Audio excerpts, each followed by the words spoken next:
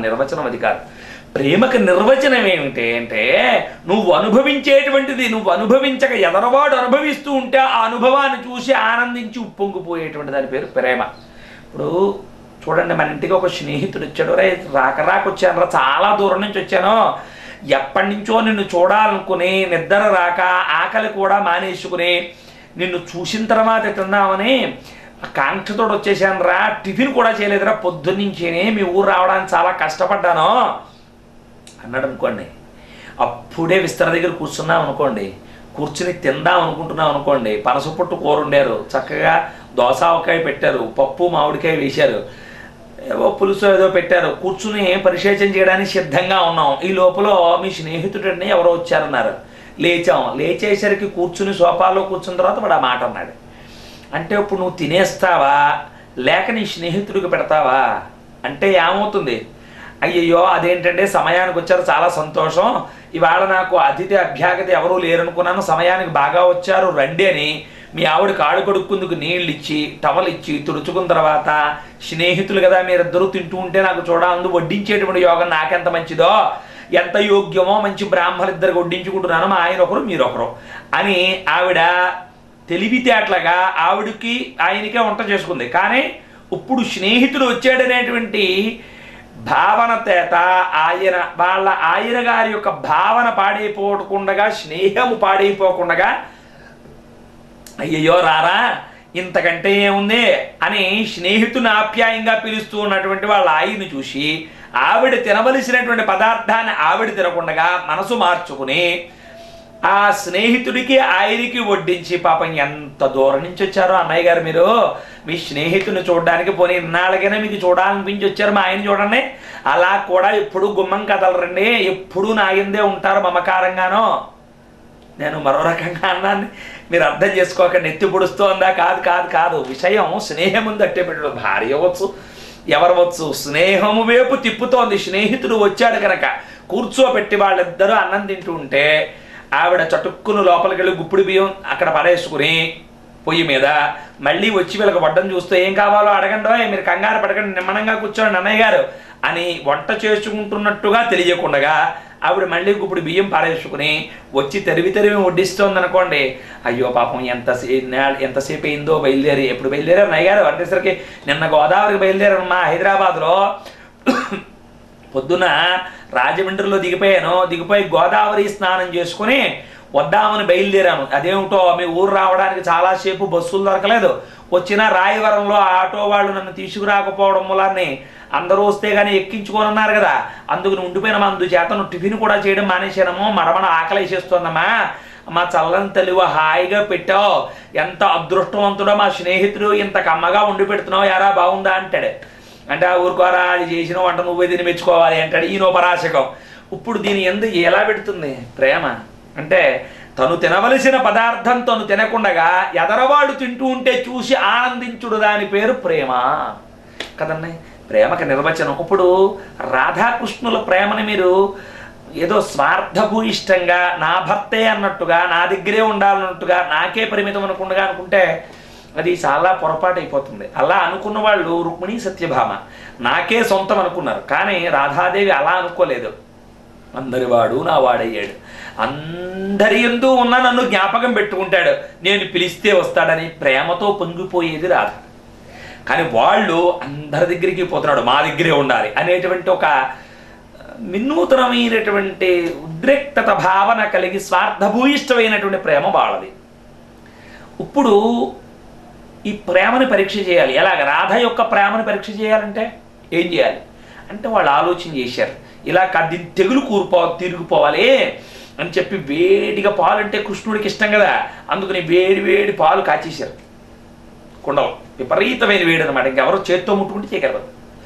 అలాంటి కుండలో పాలు కాచేసి కింద తొట్ట గురుజు పెట్టి దాన్ని తడి గుడ్డలతో పట్టుకుని రాధ దగ్గరికి వచ్చారు. రాధా కృష్ణుడికి చాలా ఆకలేసేస్తోందట, వెర్రి ఆకలితో ఉన్నాడు మహానుభావుడు, నువ్వు పట్టుకెళ్ళిస్తే ఆనందంగా స్వీకరిస్తాడు, కాచి పట్టుకొచ్చాం, పాలు పట్టుకెడతావా అన్నారు. అంటే ఆవిడంది, అలాగా నా స్వామికి అంత ఆకలిగా ఉందో తప్పనిసరిగా ఇవ్వండి అని ఆవిడ 2 చేతులు పట్టింది. వీళ్ళు కింద ఉండేటువంటి తొట్టగురుజును తడి అంగాస్త్రము తీసేసి ఆ కొండ చేతులు పెట్టారు. కాలిపోతోంది కొండ. 2 చేతులు పట్టింది. కృష్ణుడి మీద ఉండేటువంటి భక్తి 2 చేతులతోటి కొండ భాండం పట్టుకుని వెళ్ళిపోయింది. కృష్ణ పరమాత్మ ఎక్కడున్నావయ్యా అని ఆ కృష్ణుడి దగ్గరికి వెళ్ళిపోయి ఆ మనస్సులో భక్తి ఉంది. చేతులు కాలుతున్నాయని కానీ ఇది వేడికొండని కానీ వీళ్ళు కల్మషంతో పట్టుకొచ్చిన చేతిలో పెట్టారని కానీ ఉందా? లేదు. లోపల ప్రేమ, భావన, భక్తి అది ఎలా ఉంది తెలిసిందని సంకీర్తన రూపంలో ఉంది. ఏముంటుంది? గోవింద మాధవ గోపాల కేశవ, గోవింద మాధవ గోపాల కేశవ, జయనంద ముకుంద నంద గోవింద రాధే గోపాల, జయనంద ముకుంద నంద గోవింద రాధే గోపాల, గిరిధారి గిరిధారి జయ రాధే గోపాల, గిరిధారి గిరిధారి జయ రాధే గోపాల, ఘన శ్యామ శ్యామ శ్యామ జయ జయ రాధే గోపాల, జయ నంద ముకుంద నంద గోవింద రాధే గోపాల, గిరిధారి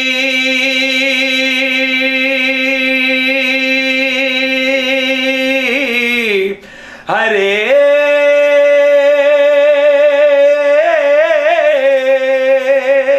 కృష్ణ పరమాత్మ అనుకుంటూ వెళ్ళింది. ఆయన అలా చూశాడు ఒక్కమాట. పరమాత్మ ఆకలిగా ఉన్నావుట, పాలు రుక్మిణి సత్యభామ పట్టుకొచ్చి నాకు ఇచ్చారయ్యా, ఇగో స్వీకరించు తండ్రి అని ఆయన చేతికి ఇచ్చింది. ఈవిడికి చేతులు కాలిపోయాయి కానీ బొబ్బలెక్కాయి కానీ ఇప్పుడు చూసుకోలేదు. ఆయన ఇంత ప్రేమగా పట్టుకొస్తే తాగకపోవడం ఏంటంటే పాపం వెళ్ళి కృష్ణుడు శుభ్రంగా తాగేసాడు. ఏమైంది? ఆయన తాగేశాడు హాయిగా. తాగిస్తే కాసేపటికి కాళ్ళు 2 బొబ్బలెక్కిపోయాయి. ఇదేమిటండి? నోటితో తాగితే కాళ్ళు బొబ్బలు ఎక్కడం ఏంటని మీరు ఇక్కడే పట్టుకోవాలి రహస్యం. కృష్ణుడు యొక్క చరణములు ఎందే తన యొక్క భక్తిని పెట్టి తన యొక్క చరణములు హృదయంలో పెట్టుకుని, శ్రీకృష్ణ పరమాత్మ యొక్క చరణములు హృదయంలో పెట్టుకున్నటువంటిది రాధ. అందుచేతను ఎప్పుడు ఆ గుండెలలో ఆ పాదాలు ఉన్నాయేమో పాలు తాగేసాడేమో. రాధ యొక్క విషయం ఎలా ఉంటుందో చూడండి. ఎప్పుడైతే శ్రీకృష్ణ పరమాత్మ రాధ ఇచ్చిందని తాగేశాడో ఏం జరిగింది? శ్రీకృష్ణ పరమాత్మకి చూడండి చాలా జాగ్రత్తగా పట్టుకోగలగాలి. ఇక్కడ ఏంటి పట్టుకోవడం? ప్రేమతో పట్టుకొచ్చి ఇచ్చేసింది అంతే. ఇవి వేడి పాలు పరమాత్మ తాగితే ఏదో ప్రమాదం జరుగుతుందని ఎప్పుడూ అనుకోలేదు. అనుకోక ఇచ్చేసింది. ఆయనో వెర్రిబాగులాడు, తాగేసాడు. తాగిస్తే ఏమైంది? లోపలంతా కూడా మంట బయలుదేరి నానా బాధ పడిపోతున్నాడు. పడిపోతుంటే ఏమిటి నాథ ఏం జరిగింది అంటే ఆయనకి కడుపు కాలడం ఏమిటండి? కాలకూట విషయాన్నే ఆయన మహానుభావుడు ఇచ్చేసినటువంటి వాడు. ఆయనకి ఇంతోటి వేడుపాలు అనంత విశ్వమైనటువంటి తేజోవిరాజులైనటువంటి పడవాగ్నితో కూడుకున్నటువంటి అఖండమైనటువంటి తేజస్సు కలిగినటువంటి వేడి కలిగినటువంటి వాడు అగ్నిహోత్రుడే అయినటువంటి వాడికి ఏమిటో ఏదో కాచినటువంటి వేడివేడిగా మరుగులతో కాచినటువంటి నీళ్ళని చన్నీళ్లతో కలిపి పోసుకోవడం పెద్ద ఇబ్బందా అండి? అలా ఆయనకి ఆ వేడి పెద్ద గొప్పతనమా? కాదు. ఆయన అలా పట్టుకోగానే చల్లారిపోయింది. అగ్నిహోత్రుడు చల్లారిపోడు. మహాప్రభో వాళ్ళు చేసినటువంటి మహాపరాధానికి నీకు లోపలుండేటువంటి బాధను మేము కలిగిస్తామా అని అగ్నిహోత్రుడు వేడిని చల్లారి చేశాడు. ఆవిడిక్కడిని ఎప్పుడైతే వీళ్ళు కుతరంతరంతో రాధదేతిలో పాలు పెట్టారో అవి పట్టుకెళ్ళి శ్రీకృష్ణ పరమాత్మకి ఇస్తుంది అనుకోలేదు, ఆవిడ తాగుతుంది అనుకున్నారు. ఆవిడ తాగేస్తుంది. శ్రీకృష్ణ పరమాత్మ ఆకలితో ఉన్నాడు అంటే ఆవిడ హృదయంలో కదా శ్రీకృష్ణ పరమాత్మను పెట్టుకుంది. ఆవిడ నా హృదయంలోనే శ్రీకృష్ణ పరమాత్మ ఉన్నాడు, నా హృదయంలోనే చరణాలు ఉన్నాయని చెబుతూ ఉంటుంది అస్తమానం రాధ. అందుకని ఆవిడ తాగేస్తుంది. అప్పుడు వదిలిపోతుంది అనుకున్నారు. కానీ ఈవిడ పట్టుకెళ్ళి కృష్ణుడికి. కృష్ణుడు తమాషైన వాడు మామూలు వాడే అండి. మామూలు వాడు కాదు. పట్టుకున్నాడు ఆయన తాగితే ఆయనకి తెలియదా ఈ లీలంతా కూడా హాయిగా ఉన్నాయి, రాధా చాలా అమృతంగా ఉన్నాయి, నువ్వు తాగు నా ప్రసాదం కింద అన్నాడు. ఒక గుక్కుడు దగ్గర ఆయన ఇచ్చేసాడు, ఎవరికి రాధకి ఇచ్చేసాడు. ఈ రాధ ఏం చేసింది, పరమాత్మ నీ ప్రసాదం కంటే నాకు కావలసింది ఉందని ఆవిడ తాగేసింది. తాగేస్తే ఏమైంది, రాధ తాగేసింది, శ్రీకృష్ణుడు యొక్క కాళ్ళు బొబ్బలెక్కిపోయి. అదేమిటండి రాధ తాగితే శ్రీకృష్ణుడు పాదాలు బొబ్బెక్కిపోవడం ఏంటి అంటే, ఇక్కడ శ్రీకృష్ణుడికి తెలుసు తను ఏం చేసుకోవాలో తనకు తెలుసు. ఆ పాలను కొంచెం తాగాడు, మరుగు మరుగు పాలు చూసుకోకుండా తెచ్చిందా, ఎలా తెచ్చింది, ఏమిటి అసలు ఉద్దేశ్యం ఏమిటా అన్నట్టుగా ఒకటి. రెండు, ఈ పాలు తనే తాగితే ఎలా ఉంటుందో అని రెండు. ఇప్పుడు తను తన ప్రేమను కూడా పరీక్ష చేశాడా శ్రీకృష్ణ పరమాత్మ చేశాడని ఒక రకంగా చెప్పాలి. వాళ్ళు కుతంత్రంతో పాలు ఇచ్చారు, మీరు బాగా గమనించండి జాగ్రత్తగా లోపలికెడితే. ఇక్కడ ఆయన రాధని అంటే వేడి వేడి పాలు పట్టుకొచ్చేసావు, నాకు ఇచ్చేసావు ఆకలిగా ఉందని. వాళ్ళు ఇచ్చారు, నువ్వు చూసుకోవద్దు, నీ చేతులు కాలిపోయి. నీ చేతులు కాలడం నాకు ఇష్టం లేదు, ఎప్పటికైనా తెలుసుకుంటామని ఆ పాలకుండా నేను పట్టుకున్నాను. ఎందుకని తెలుసా, నీ చేతితో ఆ పాలు ఉండిపోతే ఆ చేతులు కబ్బలెక్కిపోతే నేను చూడలేను కనుక గమ్మును నీ చేతిలోంచి నేను తీసుకున్నాను. ఇంత ప్రేమగా పట్టుకొచ్చి నాకు ఇస్తే నేను తాగకపోతే నువ్వు బాధపడతావని ఓ గుక్కుడు తాగి నీకు ఇచ్చాను చల్లార పెట్టి. కానీ నా చేతిలోంచి నీ చేతిలోకి రాగానే మళ్ళీ అవి యథాప్రకారంగా ఉండేటువంటి వేడిని పొందేసాయి. అప్పుడు రాధ తాగేస్తే ఇప్పుడు శ్రీకృష్ణ పరమాత్మ యొక్క పాదాలు గాలి. ఎలాగా, రాధ యొక్క హృదయంలో పరమాత్మ యొక్క పాదాలు ఉన్నాయి, మీరు బాగా పట్టుకోవాలి ఇక్కడ. అంటే హృదయంలో చరణములనే కొలుస్తూ ఉంది. బొబ్బలెక్కిపోయింది, రాధ వెళ్ళిపోయిన తర్వాత కొంతసేపటికి ఏం జరిగిందో అని రుక్మిణి సత్యభామ వచ్చారు. వస్తే ఏం జరుగుతుందండి, శ్రీకృష్ణ పరమాత్మ కాళ్ళు రెండు పైన పెట్టి కూర్చున్నాడు. ఏమైంది అన్నారు, కాళ్ళు వెళ్ళిపోయాడు. అన్నారు, మీరు పాలు పంపించారుగా నాకు ఆకలిగా ఉందని, కొంచెం తాగి రాధకి ఇచ్చాను, తను తాగేసింది. తన హృదయంలో నా పాదాలు పెట్టుకుని పూజిస్తోంది, అందుచేతను ఆ తాగేసినటువంటి పాలు నా పాదాలు కదా లోపల ఉన్నాయి హృదయంలో, వాటి మీద పడ్డ ఇగో కాలిపోయాడు. అయ్యయ్యో ఎంత తప్పు పని చేశాం, ఎంత తప్పు పని చేశామని చెంపలు వాయించుకున్నారు. ఉపయోగమే ఉందండి. అంటే భక్తి ఎలా ఉండాలి అనేటువంటి దాని గురించి మనం తీసుకోవాల్సినటువంటివి ఎన్నో ఉన్నాయి. అంచేత రాధామాత పరిపూర్ణమైనటువంటి భక్తితో శ్రీకృష్ణ ప్రేమని చూరగుంది. అలాగే భక్తుడైనటువంటి వాడు భక్తితోటి పరమాత్మ యొక్క ప్రేమను చూరగొనాలి.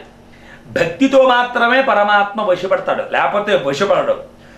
ఒక గుళ్ళో మీరు కొన్ని కథలని, అందుకనే ఉపమానంగా కొన్ని కథలు చెప్పవలసి వస్తుంది. ఎంచేతంటే మీకు బాగా దాని మీద దృష్టి పెట్టి తొందరగా భగవద్ అనుగ్రహం పొందుతారు, భగవశక్తిలోకి వస్తారని కదండి. ఇప్పుడు కొందరు తపస్సుతో దేవుణ్ణి కృపకు పాత్రలు అవుతారు. అందరూ చేయగలరా తపస్సు, అందరూ తపస్సు చేయలేము.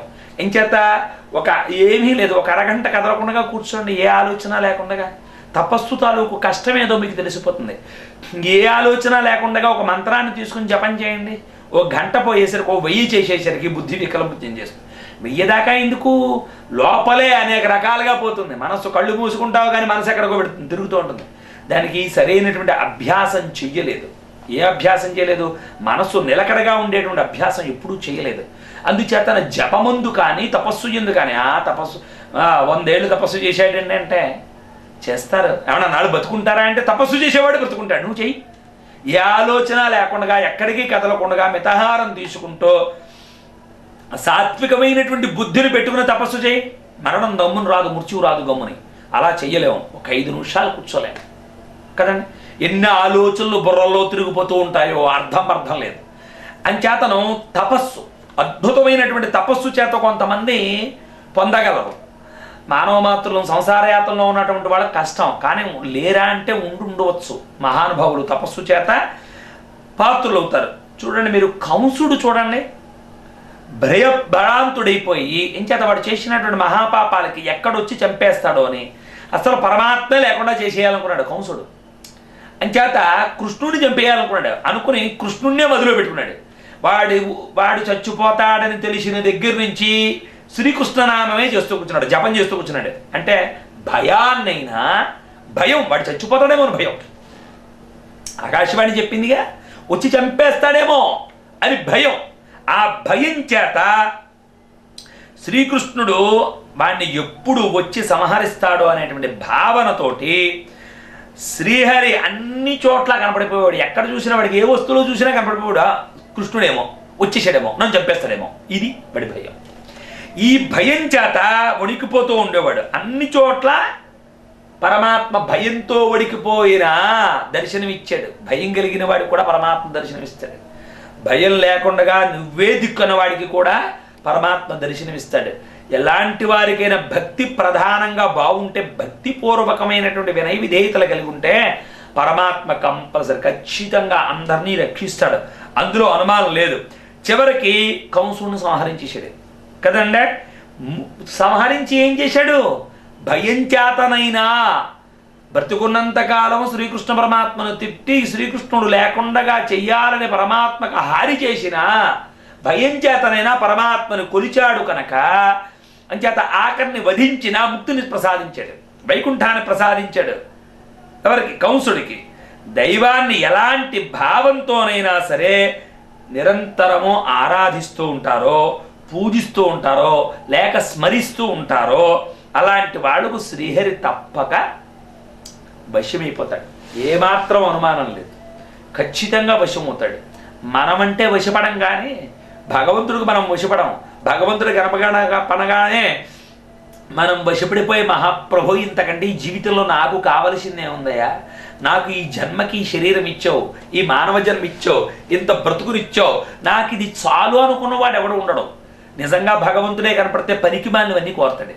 నీ సన్నిధి కావాలి, నీ చరణాలు కావాలి, నాకు ఇంక ఈ జన్మకి నిన్ను చూడడం కంటే నాకు కావలసిందే ఉందని అనొద్దు, అనడు, ఒక్కనాటికి అనడు. అంచేత మీరు ఒక కథ చూద్దాం. ఒక కథ చూస్తే దాంట్లో మీకు అర్థం అవుతుంది. మీరు బాగా జ్ఞానులు కనుక పట్టుకోగలుగుతారు. ఒక గుళ్ళో ఒక మహానుభావుడు హరికథ చెబుతున్నాడు. చెబుతూ అందులో శ్రీకృష్ణ బలరాముల యొక్క చిన్నతనం గురించి చెప్తున్నాడు. శ్రీకృష్ణ బలరాములు చిన్నతనంలో ఎలా ఉండేటువంటి వారో, ఏమేమి చేసేవారో, ఏ నగలు వేసుకునేవారో ఆ శ్రీకృష్ణ లీలంతా కూడా చెబుతూ శ్రీకృష్ణ వర్ణన చెబుతున్నాడు హరిదాస్. అప్పుడు పూర్వం అప్పుడంటే ఎక్కడ హరికథలు వినటం లేదు, ఎవరు చెప్పేటువంటి వారు కూడా లేరు. ఉన్న ఎవరు దాన్ని ఆకర్షించగా వారు కూడా పెద్దగా ఇదవటం లేదు. కానీ పూర్వీకులు వర్షాకాలం వస్తే హరికథ దాసుల్ని చెప్తే ప్రత్యేకించి తెప్పించుకుని నెల్లాళ్ళు, నెల 15 రోజులు కూడా చక్కగా భారతమో, రామాయణమో, భాగవతమో ఏదో ఒకటి వినేవారు. అలా ఆ గ్రామంలో పూర్వం కదా, ఆ గ్రామంలో ఒక హరిదాసు గారు చక్కగా ఈ శ్రీకృష్ణ వర్ణన చెబుతున్నారు. శ్రీకృష్ణ లీల చెబుతూ వర్ణన చెబుతున్నారు. ఆ వర్ణనలో ఏం చేశాడు ఈ హరిదాసు గారు? చక్కగా శ్రీకృష్ణుని వర్ణిస్తున్నాడు. శిఖిపించి మౌళి ఉంది, చక్కనైనటువంటి నెమలిపించంతో కూడుకున్నటువంటి శిఖిపించి మౌళి, చేతుకు మురుగులున్నాయి, బంగారపు ఉంగరాలున్నాయి, వంకీలున్నాయి, మెళ్ళో చక్కనైనటువంటి హారం ఉంది, కౌస్తుభ హారం ఉంది, నడుముకి చిట్టివడ్డానం ఉంది, కాళ్ళకు బంగారపు గజ్జెలు ఉన్నాయి, చక్కనైనటువంటి బంగారపు అన్ని రకాలైనటువంటి మణులతోటి పొదగబడినటువంటి ఆ మురళి చేతికుంది. అబ్బబ్బబ్బా ఎన్ని ఆభరణాలు ఉన్నాయో చెప్పడానికి వీలు లేదు. నల్లని ఏమో ఇన్ని పెట్టుకుని కౌస్తూరి తిలకం దిద్దుకుని గోవుల వెంబడి బయలుదేరి వస్తూ ఉంటే ఆ గోవత్సములు గోవులు వెనకాల ఆడుతో పాడుతూ వచ్చేటువంటి నందనందనుడు యొక్క అడుగులలో అడుగులు వేసుకుంటూ వెనకాల గోపబాలికలందరూ వస్తూ ఉంటే బలరాముడు, కృష్ణ భగవానుడు ఇద్దరూ కలిపి, ఆయనేమో పచ్చగా ఉండేవాడు, ఈయనేమో నల్లగా ఉండేవాడు. ఇద్దరి మీద ఉండేటువంటి ఆభరణముల మీద సూర్యకాంతి పడితే ఆ సూర్యకాంతి అబ్బబ్బబ్బబ్బా ఎన్ని రకాలైనటువంటి కాంతులు వెదజల్లేదో, ఎన్ని వేల ఇంద్రధనుస్సుల కిందో కనపడేదిట.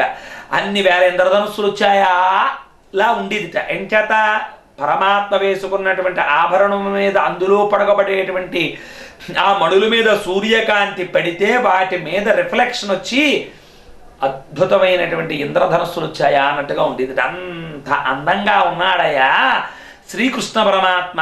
వాళ్ళ అమ్మైనటువంటి యశోదాదేవి అన్ని అలంకారములు చేసి చక్కగా పొద్దున్నే చద్దివన్నం తర్వాణన్నం పెట్టినటువంటిది చక్కగా వెన్న ముద్ద వేసి, మేగడ వేసి, ఆవకాయ వేసి, ఉల్లిపాయ వేసి, మీరు ఉల్లిపాయ శ్రీకృష్ణుడు తిన్నాడా అని మీరు అనకండి. యథార్థం అలాగే ఉంది, అందులో తిన్నాడు, ఉంది. పచ్చిమిరపకాయ, ఉప్పు, ఉల్లిపాయ. ఎందుకు పరమాత్మ ఇన్ని సృష్టించినటువంటి వాడు అది తినడని మీరు ఎలా అనుకుంటున్నారు? గోపబాలికుడు కనుక గొల్లవారు తినేటువంటి పదార్థం అని ఆయన తింటాడు కనుక నిజంగా తింటాడు, ఏం అనుమానం లేదు. ఈ వాటికి మీకు అనుమానం అయితే తిరుమలలో మీరు చూసుకోండి కావస్తే. సన్నిధి గొల్ల అని మూకుట్లో చద్దివండం పట్టుకొచ్చి పెడతాడు ఉల్లిపాయ వేసి. మరి ఇప్పుడు వేస్తున్నారో లేదో నాకు తెలియదు, కానీ పూర్వం చెప్పేవారు అలాగే. అంచేత ఉల్లిపాయ, పచ్చిమిరపకాయ, ఉప్పు కణాలు వేసి పెట్టేవారు. అలా గొల్లల యొక్క చద్దిబండం అది. ఇప్పటికైనా మీరు మేకలు తోరేటువంటి గొల్లవారిని చూడండి, నేను విమర్శిస్తున్నాను అనుకోకండి, వారి యొక్క చద్దిబండం అది. ఎందుచేతనంటే నేను గర్వంగా చెప్పుకుంటాను వాళ్ళ యొక్క వ్యవస్థది. వాళ్ళొకళ్ళు ఈ యొక్క మత్స్యకారులు, వారొకరు పొద్దున్నే చద్దిబండం తినడం వాళ్ళ సాంప్రదాయం, అది ఎంతో శక్తి, అది అందరికీ ఉన్నది. కానీ వాళ్ళు ఇప్పటికే ఆచారాన్ని మానరు. మేము కూడా మధుకరం చేసుకుని చద్దిబండం తిని వేదం చదువుకున్న వాళ్ళం. అంచేత నేనేం దాని గురించి ఏమీ తక్కువ చేసి మాట్లాడలేదు. అది అందులో అనంతమైనటువంటి శక్తి, మేధాశక్తి పెరుగుంటుంది. అందుచేతను తోడు పెట్టినటువంటి అన్నాన్ని చద్దిబండం కింద పెట్టేవారు. అవన్నీ పట్టుకుని శ్రీకృష్ణ పరమాత్మ చక్కగా గోపబాలికలతోటి, గోవత్సవాలతోటి వస్తూ ఉంటాడయ్యా అని చెబుతున్నాడు ఈ హరికథాస్ గారు. ఒక దొంగ ఆ గ్రామమంతా తిరిగాడు. ఎక్కడ ఆ వేళ లీల చేతో మరి ఏమో మనం ఈ కథ చెప్పుకుందుకో ఆ దొంగకు ఆ వేళ దొంగతనానికి ఏవీ దొరకలేదు.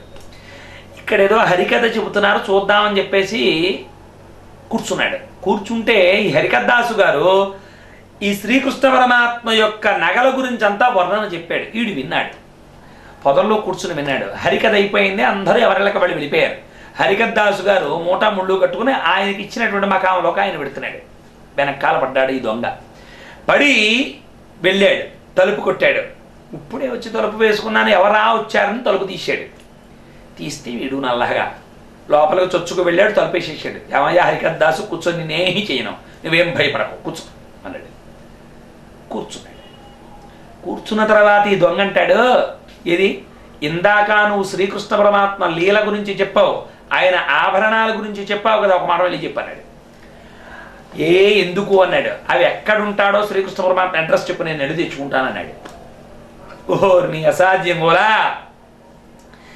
ఎప్పుడో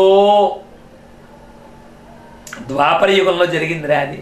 అప్పుడు పరమాత్మ శ్రీకృష్ణుడు చిన్నగా ఉన్నప్పుడు జరిగిన విషయం. అప్పుడే ద్వాపర యుగం అయిపోయింది, కలియుగం వచ్చేసిందిరా. ఇప్పుడు ఏదో పొట్ట పోసుకోవడం కోసం పరమాత్మ యొక్క లీలలు చెప్పుకుని బ్రతుకుతూ ఉంటే నువ్వు వచ్చేదన్నీ చెప్పమంటావేంట్రా? ఆ అడ్రస్ చెప్పంటావు, నువ్వు వెళ్ళి తెచ్చుకుంటానంటావు. ఎలా కుదురుతుందంటే నీకు అదంతా అనవసరం, చెప్పు ముందు. తమాషాగా ఉంటాయండి కొంతమంది మూఢత్వం, వాడి విండో అంతే. ఆ మూఢత్వం చేత ఏం జరిగింది చెప్పనాడు. చెప్పంటే ఆయన అన్నాడు, అదేం కాదురా, అదెంత చెప్తావా చెప్పవా, లేకపోతే బుర్రబదలు కొడతానన్నాడు. హరికథాసు గారు బ్రతుకుంటే బలుసాకు తినొచ్చు, వీడి పీడ వదిలించుకోవాలని చెప్పి చెబుతానని చెప్పి ఆ పుస్తకం తిరగేసి, ఒరే మరి ఇప్పుడు ఉందో లేదో నాకు తెలియదు, యామునా నది అక్కడ పరమాత్మ ఉన్నాడు, లేకపోతే రేపెల్లిలో ఉండేవాడు, లేకపోతే మధురావ్రజం అని ఉండేది, లేకపోతే మధురా నగరం అని ఉండేది, ఇలా అనేక చోట్ల పరమాత్మ ఉన్నాడు, ద్వారకలో ఉన్నాడని చెప్తారు. అంచేత ఎక్కడ నీకు చెప్పను, రేపల్లిలో యశోదాదేవి ఇంటి దగ్గర ఆ నందవ్రజంలో ఉన్నాడని, అక్కడికే దూరంగా ఉండేటువంటి కొండలలోకి వచ్చేటువంటి వాడని, అక్కడే గోవర్ధన పర్వతం ఎత్తాడని ఇవన్నీ చెప్పుకుంటారు భాగవతంలో. అంచేత అది నీకు చెబుతున్నాను, అది నిజమనే అడ్రస్ తప్పని ఇంకోటని వచ్చి నన్ను బాధిస్తే కుదరవు. అంటే నీకు ఆ అడ్రస్ చెప్పావు కదా, అలా వెళ్ళాలో చెప్పన్నాడు. వెళ్ళేటువంటి విధానం అంతా చెప్పాడు హరికథాస్ గారు. సరే నగలన్నీ చెప్పన్నాడు, రాసుకున్నాడు. నగలన్నీ చెప్పాడు ఆయన. వీడు రాసుకున్నాడు ఒక్కొక్కటి. శిఖిపించి మౌళి, చేతిలో చక్కనైనటువంటి నవరత్నములు పొదిగినటువంటి మురళి, బంగారు మురుగులు, చేతి నిండా ఉంగరాలు, బ్రాస్లెటు, చక్కనైనటువంటి దండ కడియాలు, కౌస్తుభహారం, అనేక రకాలైనటువంటి హారములు, చిట్టి వడ్డాణం, బంగారపు గజ్జలు, ఇవన్నీ రాసుకున్నాడు. రాసుకుని బయలుదేరాడు. వాడి ఉద్దేశ్యం ఏమిటి? 24 గంటలు శ్రీకృష్ణ పరమాత్మే కనపడుతున్నాడు వాడికి. శ్రీకృష్ణ పరమాత్మే కనపడుతూ నడుస్తున్నాడు, మధురా నగరానికి నడుస్తున్నాడు.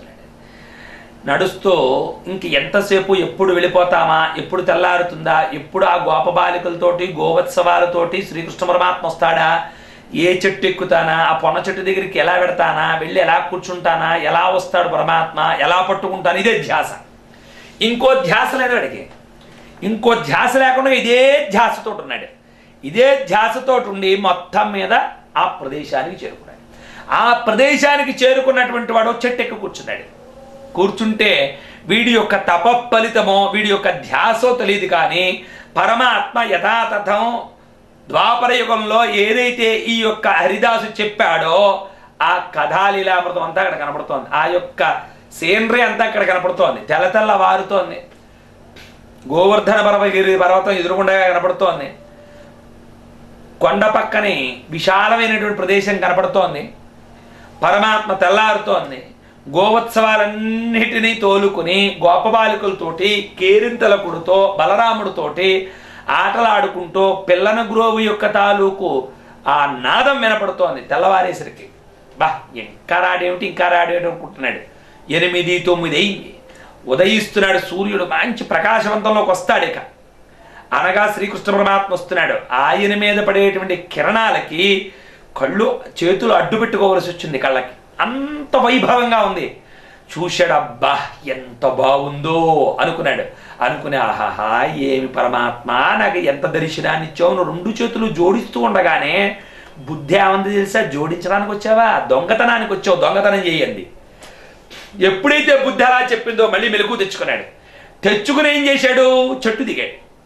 దిగితే పరమాత్మకి తెలియదండి ఎవరి కోసం వచ్చాడు పరమాత్మ. ఆ చెట్టు దగ్గరికి అందరినీ పక్కదాన్ని మళ్ళించాడు. ఆ చెట్టు దగ్గరికి ఒంటరిగా పిల్లను గ్రోవు ఊదుకుంటూ వచ్చాడు. మా బాగా వచ్చాడని వీడు గబగబ కుర్రాడి జబ్బట్టుకుని చెట్టు చాటికి లాక్కు వెళ్ళి వాడి పై మీద ఉండేటువంటి కండువ గావంసా పరిచి ఏవి నీ నగలన్నీ ఇందులో పెట్టానండి. అమ్మో మా అమ్మ కొట్టేస్తున్నాడు. ఏమీ తెలియని వాడిగా ఆయనకి తెలియదా అండి? అంతా విశ్వం జగమంతా ఎరువుని ఏం జరుగుతుందో తెలుసు. అమ్మ కుట్టేస్తుందా? ఎప్పుడో ద్వాపరయుగం అయిపోయింది. అన్నీ అయిపోయి వాళ్ళందరికీ వైకుంఠ పదవి ఇచ్చేసాడు. కానీ ఇక్కడ నాటకం ఆడుతున్నాడు జగన్నాటక సూత్రధారి. ఏమంటున్నాడు చూడండి. అమ్మమ్మమ్మమ్మో మా అమ్మ కొట్టేస్తుంది అని మన అన్నాడు. మీ అమ్మ ఇంటికెడితే కొడుతుంది, నేను ఇక్కడ కొడతాను బాబోతే అన్నాడు. ఏం చేస్తాడు కుర్రాడు? పాప శిఖ పట్టుకున్నాడేమో అన్నీ అలా బిక్కమొహం వేసేసుకుని అన్నీ గాంసాలు పెట్టేసిన తర్వాత ఎవరికైనా చెప్పావా కొట్టేస్తానన్నాడు. ఇంకో పని ఏం చేశాడు తెలిసిందండి దొంగాడు. ఇంత మిఠాయిని పట్టుకొచ్చాడు లంచం కింద. ఇది తింటూ ఇంటికి వెళ్ళిపోనాడు. అలాగే అని పాప అది చేత్తో పెట్టుకుని తినుకుంటూ వాళ్ళలో కలిసిపోయాడు. వాళ్ళందరికీ అన్నీ ఉన్న వాళ్ళలా కనిపిస్తున్నాడు. వీడికి మాత్రం ఏమీ లేని వాడిగా కనిపిస్తున్నాడు. ఈ గామంసా మూట కట్టేసుకున్నాడు, నగల మూట. పగ్గలాడుతో చూడండి జాగరణ చేశాడు. వచ్చేటప్పుడు ఆకలి ఉపవాసం చేసేసాడు. రాత్రంతా జాగరణ చేశాడు. ఉపవాసం చేసినటువంటి ఫలితం, రాత్రి జాగరణ చేసినటువంటి ఫలితం పరమాత్మ యొక్క దర్శనం జరిగింది. ఇప్పుడేం జరిగింది? పరమాత్మ నగలను మోస్తున్నాడు. అంచేత ఆకలి దప్పిగా పోయాయి. స్పర్శ మాత్రం చేతనే ఇంకన్నీ పోతాయి. వెళ్ళిపోయాడు. వాడు యొక్క నగరానికి వెళ్ళాడు. ఈ హరిదాస్ గారు మళ్ళీ అక్కడ హరికథ చెప్తున్నాడు. అయిపోయేదాకా ఉండి ఆయన కాకేసి మళ్ళీ గదిలోకి వెళ్ళి చూడండి ఈ నగలి వినా కాదన్నాడు. అజనీ అసాధ్యం మూల ఎక్కడి నుంచి తెచ్చావు? ఏ గుళ్ళోంచి తెచ్చావురా? ఈ దొంగతనం నాకు కడతారో అన్నాడు. నేను గుళ్ళల్లోకి గోపురాల్లోకి దొంగనే కానీ అబద్ధం ఆడండు. వాడికి ఆ సత్యం ఉంది. దొంగనే కానీ అబద్ధం ఆడను. అంచేత దొంగతనం చేసి బతుకుతాను, నా వృత్తి అది. కానీ అబద్ధం మాత్రం ఆడను. అంచేత నేను గుళ్ళల్లోనూ గోపురాల్లోనూ దొంగతనం చేయలేదయ్యా. ఇది కేవలం నువ్వు చెప్పినటువంటి ప్రదేశానికి వెళ్ళాను. వెడితే అక్కడ పరమాత్మ వచ్చాడు. నువ్వు పరమాత్మ అంటున్నావు కదా, కుర్రపిల్లాడు వచ్చాడు కృష్ణ పరమాత్మ. ఆయన్ని వంగ తీసుకొచ్చాను చూడన్నాడు. అన్నీ చూసిన అసాధ్యం గొల ఎందుకు చెప్పానో, వాడు కొడతానంటే కొట్టేస్తే శ్రీకృష్ణలీల చెప్పుకుంటున్నాను కదా, బుర్రబద్దలైపోతే హాయిగా వైకుంఠాన్ని వెళ్ళిపోయేవాడిని. అనవసరంగా చెప్పాను. ఒకటి దిక్కుమానాడా, ఎక్కడ తెచ్చావురా, ఎలా తెచ్చావు, ఎలా వెళ్ళావో చెప్పన్నాడు. అయితే రండి నాతో నమ్మట్లేదు కదా, తీసుకెళ్తాను రండి అన్నాడు.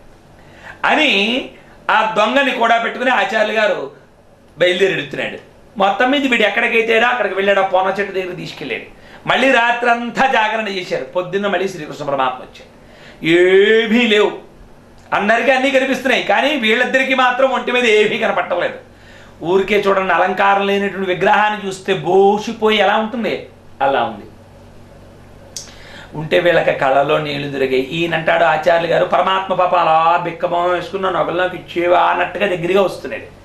వస్తుంటే ఆచార్యులు గారు అంటాడు, ఓరు దుర్మార్గుడా ఎంత పని చేశావురా, నీకు నే కథ చెప్పకుండా ఉండవలసిందిరా, చెప్పకుండా ఉండి బుర్రబదలు కొట్టేసినా పర్వాలేదు, అనవసరంగా చెప్పాను, పరమాత్మ ఒంటి నుంచి అన్ని వచ్చేసావురా, ఎంత తప్పు పని జరిగిపోయిందిరా, ఓరు దుర్మార్గుడా అంటే అప్పటికి వాడు జ్ఞానోదయం అయింది దొంగకు కూడా. అవును నిజమే, నేను ఇలాంటి పాపం చేయకూడదు, నరజన్మ ఎత్తానున్నా, జంతువునాం నరజన్మ దుర్లభం అన్నారు. అన్ని జన్మల్లోకి మా అంచేత జరిగింది ఈ వికాసం. ఒకటి గురువుగా హరికథ దాసు బోధించినటువంటిది, రెండు పరమాత్మ యొక్క స్పృశ తగిలింది, జ్ఞానోదయం అయిపోయింది, అజ్ఞానం పటాపంచలైపోయింది, కళ్ళంట నీళ్లు వచ్చేస్తున్నాయి. పరమాత్మ ఎంత తప్పు పని చేశానయ్యా, ఈ రెండు చేతులతోటి పట్టుకుని నిన్ను అదమాయించినప్పుడు